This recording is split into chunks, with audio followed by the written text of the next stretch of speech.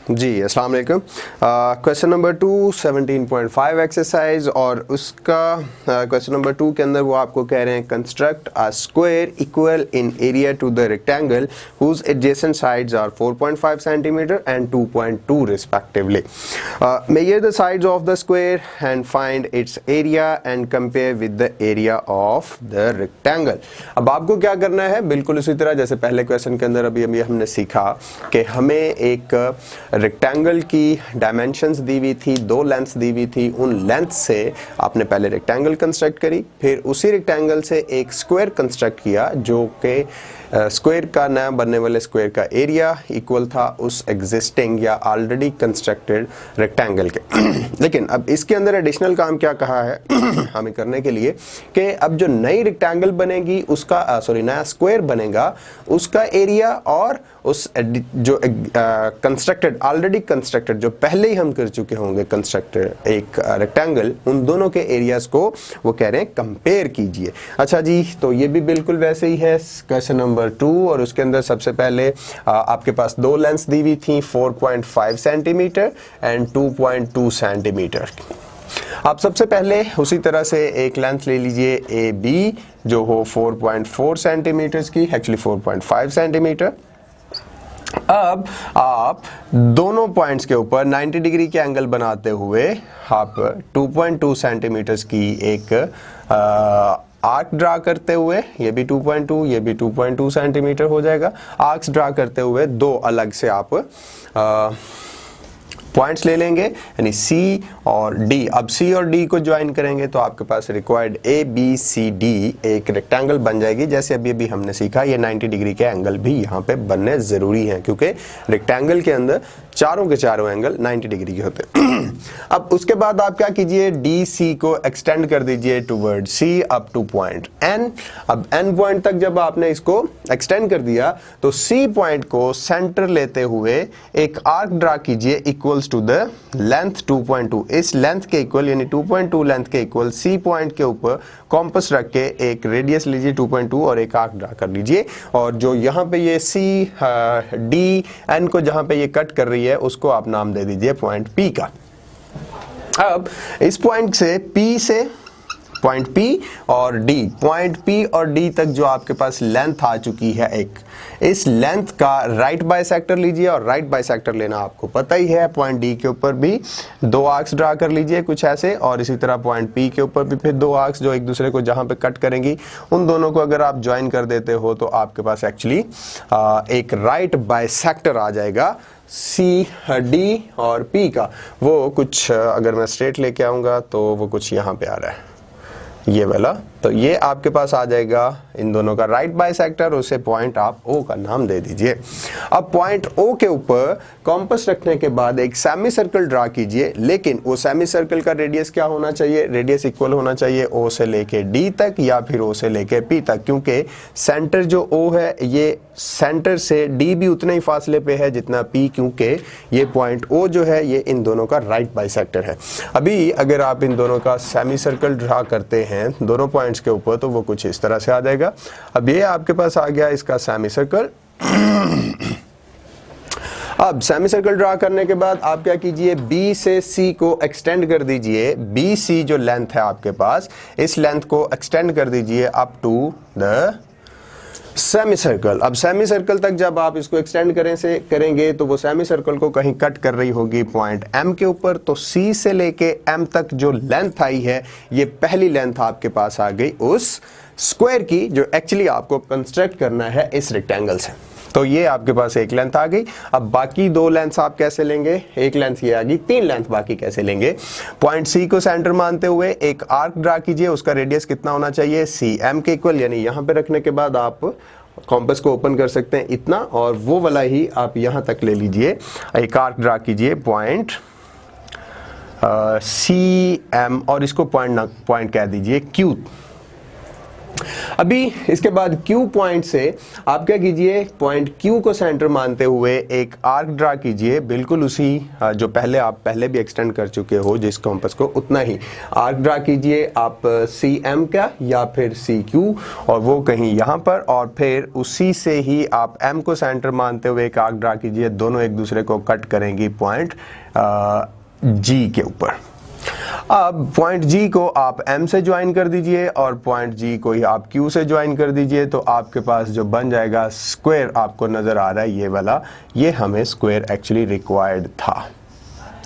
अब इस स्क्वायर को जो आपको रिक्वायर्ड था, इसका एरिया भी आपने चेक करना है और इस रेक्टेंगल का एरिया भी आपको चेक करना है, और इन दोनों के रेक्टेंगल्स और स्क्वायर के एरियाज को आपको एक्चुअली मेजर करना। अब एरिया आप कैसे निकालते हैं वो आपको पता ही है कि लेंथ को हाइट के साथ मल्टीप्लाई कर देंगे तो आपके पास एरिया आ जाएगा रेक्टेंगल का भी और एरिया आ जाएगा स्क्वायर का भी। तो रेक्टेंगल का एरिया आपको पता है क्योंकि उसकी साइड्स आपको पता है, वो कैसे आएगा, साइड आपकी 4.5 सेंटीमीटर है, इसको मल्टीप्लाई कर देंगे 2.2 सेंटीमीटर से, और इसका फॉर्मूला होता है लेंथ मल्टीप्लाई बाय विड्थ। तो आपके पास 4.5 मल्टीप्लाई बाय 2.2 ये कुछ हो जाएगा 9 और 9.9 के करीब, 9.9 के करीब ये आपके पास एरिया आ जाएगा रेक्टेंगल का, एरिया ऑफ रेक्टेंगल। एक्चुअली मेरे पास कैलकुलेटर हाँ है, तो मैं क्यों ना कैलकुलेटर यूज कर लूँ। 4.5 multiplied by 2.2 is equals to 9.9, exactly 9.9 centimetre square area आ गया आपके पास रेक्टेंगल का। अब हमें स्क्वायर का एरिया निकालना है, तो आप क्या कीजिए, यहाँ पे इन दोनों पॉइंट्स को जो आर्क आपने ड्रा की हुई थी, ये पॉइंट्स आप रूलर पे मेजर कर लें। इसकी लेंथ कितनी आ रही है अप्रोक्सीमेटली, इसकी लेंथ आपकी बुक के अंदर 3.1 सेंटीमीटर दी हुई है, तो इसकी लेंथ अगर 3.1 सेंटीमीटर है, इट मीन्स ये भी 3.1 है, ये भी 3.1 है और ये भी 3.1 सेंटीमीटर है, क्योंकि एक स्क्वायर की चारों साइड जो होती हैं वो इक्वल होती हैं। अब इसी तरह से आप एरिया ऑफ स्क्वायर भी ले लीजिए, वो आ जाएगा आपके पास 3.1 मल्टीप्लाई बाय 3.1, और इसका एरिया जो आएगा वो है आपके पास कुछ 9.1। आप देख सकते हैं ये वाला एरिया 9.1 सेंटीमीटर और 9.9 सेंटीमीटर अप्रॉक्सीमेटली ऑलमोस्ट ये दोनों एक दूसरे के इक्वल हैं, और ये इसी रेक्टेंगल से अगर आप निकालेंगे तो जो एरिया स्क्वायर का बनता है वो ऑलमोस्ट एक दूसरे के इक्वल आते हैं। तो ये था आपका दूसरा क्वेश्चन। क्वेश्चन नंबर 3 के अंदर मैं यहाँ पे लिख देता हूँ question number 2 and question number 3। Question number 2 और क्वेश्चन नंबर 3, क्योंकि क्वेश्चन नंबर 2 से ही लिंक्ड है क्वेश्चन नंबर 3।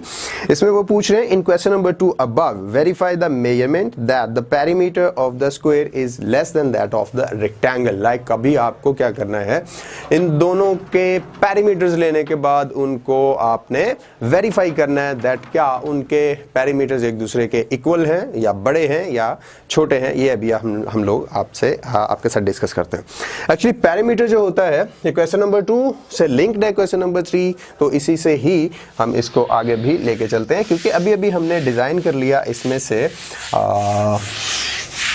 दोनों स्क्वायर भी और रेक्टेंगल भी एरियाज लेना हमने सीख लिया। अब पेरीमीटर जो होता है बच्चे वो याद रखिएगा, किसी भी इवन वो आप ट्रायंगल हो या फिर वो आपके पास पैरेललोग्राम हो या फिर वो आपके पास रेक्टेंगल हो, स्क्वायर हो, क्वाड्रिलेटरल हो, कुछ भी हो, कोई भी ज्योमेट्रिकल शेप हो, जब आप उसका पेरीमीटर लेने जा रहे हो तो उसकी देख लीजिए लेंथ्स कितनी है और उन सारी लेंथ्स को मेजर करके ऐड कर लीजिए, आपके पास क्या आ जाता है पेरीमीटर। तो पेरीमीटर ऑफ रेक्टेंगल जब आप निकालने जा रहे होगे तो रेक्टेंगल की 4 लेंथ है, एक लेंथ 2.2 सेंटीमीटर, फिर एक लेंथ 4.5 सेंटीमीटर, फिर एक लेंथ 2.2 सेंटीमीटर और फिर एक लेंथ आपके पास 4.5 सेंटीमीटर। इट मींस कि रेक्टेंगल का पेरीमीटर अगर लेना है तो वो 4.5 प्लस 4.5 प्लस 2.2 प्लस 2.2 सेंटीमीटर। तो ये आपके पास पेरीमीटर्स आ गया, रेक्टेंगल का आ गया।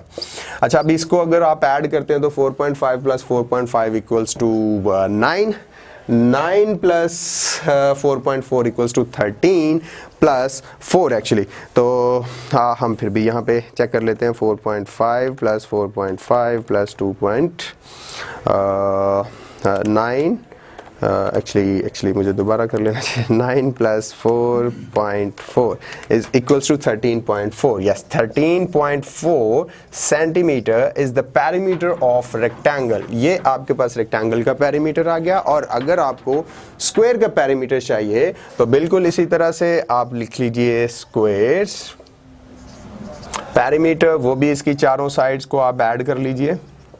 वो क्या है 3.1 + 3.1 + 3.1 + 3.1 और ये कुछ आ जाएगा आपके पास